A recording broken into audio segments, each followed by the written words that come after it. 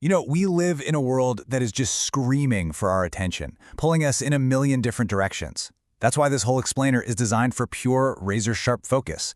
We're going to dive into how you can bring that exact same kind of clarity to the single most valuable thing you own, your time. So, let me ask you something. A simple question. If I offered you 1 crore rupees right now, cash, but the deal was you don't wake up tomorrow morning, would you take it? Of course not, right? It's a no-brainer. And that simple choice, it tells you something incredibly profound. A single day of your life is worth more than a crore. So if that's true, why do we give our time away like it's worthless? And that question, it leads us straight to the ultimate misconception most of us are living with every single day. We spend our lives chasing money, we worry about it, we obsess over it, all while the truly priceless asset we have, our time, is just slipping right through our fingers. Just look at this breakdown. It couldn't be clearer. You can always make more money. You can save it, you can invest it, you can stop spending it. But time? Nope. It's completely non-renewable. It only ever moves in one direction. It's like Howard Stark famously said, no amount of money ever bought a second of time. Think about it like this.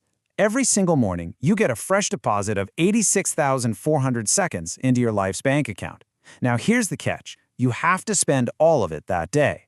Nothing carries over to tomorrow. Whatever you don't use is just gone forever. If you really saw it that way as a currency, how differently would you spend that daily deposit? There's this incredible ancient metaphor that just perfectly captures this sense of urgency. It paints a picture of time not as a ticking clock, but as this powerful, living force that you have to reckon with.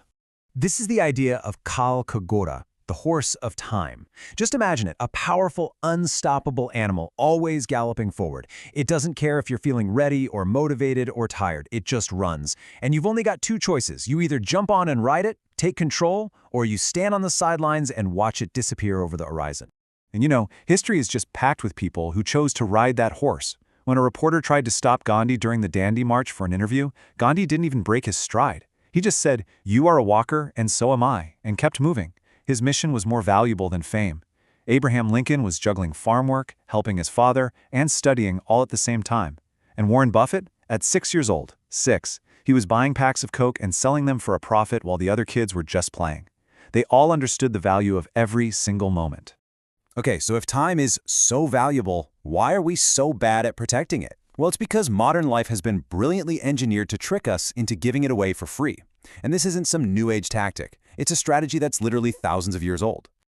The Roman Empire perfected this with a concept called bread and circuses. Basically, keep the people fed and entertained, and they won't pay attention to the really important stuff. Sound familiar? Well, today's circuses are right there in our pockets. The endless scroll on social media, the binge-watching queues on streaming platforms, they're all designed to capture our most valuable asset, our attention, and with it, our time.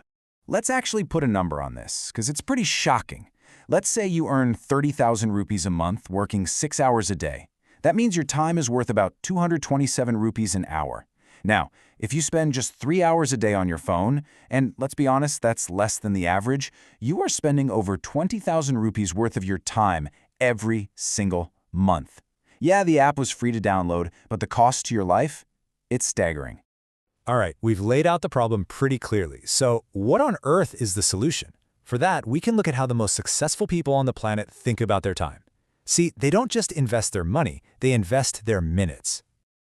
Bill Gates himself has talked about this. He was blown away when he saw Warren Buffett's calendar. It wasn't about having a bunch of free time. It was about giving every single minute a purpose. So many people think Buffett got rich by investing his money, but the real truth is, he first got rich by investing his time better than pretty much anyone else. So, how can we do that? How do we actually get control of that unstoppable horse? Well, there are a million productivity hacks out there, but researchers at Harvard have pointed to one method that is especially powerful. It's called time boxing. The whole idea is actually pretty simple. Stop living your life based on a to-do list of things you hope to get done. Instead, start living by a calendar where you decide exactly when you are going to do them. You give every single task a home in your schedule. You don't find time, you make time. And this works so well because, let's face it, a to-do list is just a menu of options that causes confusion, right? Which one do I do first? The easy one, the hard one? Time boxing gets rid of that decision. At 10 a.m., you do what your calendar says you're doing. It forces you to be realistic, and it connects every single action to a specific block of your most valuable asset. But here's the thing. For time boxing to really work, you need to know what you're boxing your time for. You can't just fill a calendar with a bunch of random tasks.